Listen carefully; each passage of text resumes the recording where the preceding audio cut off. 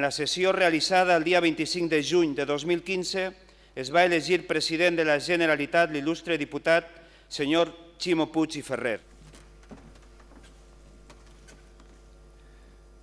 Jo, Ximo Puig i Ferrer, promet que ai tant com tindré el càrrec de president de la Generalitat, acataré la Constitució espanyola i l'Estatut d'Autonomia sense engany i guardaré fidelitat a la Generalitat i lleialtat sempre als valencians i les valencianes.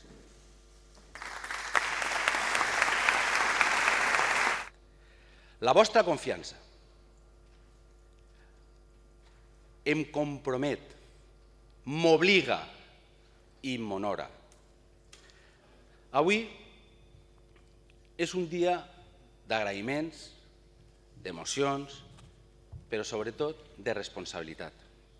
Max Aub ho expressava millor.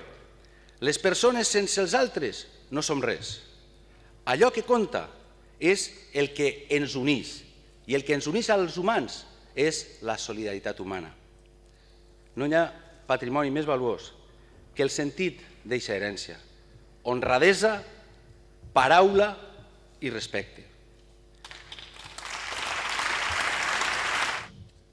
Quiero que el inicio de este mandato suponga un cambio fundamental.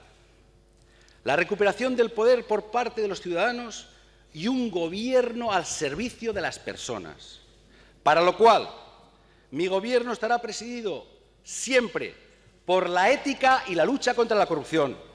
Mi gobierno estará presidido por la lucha contra la desigualdad, por un nuevo contrato social que garantice, modernice la educación, la sanidad y los servicios sociales. No toleraré ninguna discriminación más, ni en financiación autonòmica ni en inversiones del Estado.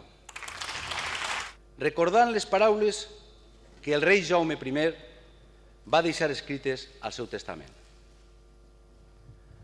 Amar i protegir totes les persones i el poble, fer regnar la justícia i vetllar perquè els grans no oprimisquen els menuts. Eixe és el mandat d'esta presidència. Vos demane ajuda, comprensió i lleialtat al poble valencià. Moltes gràcies.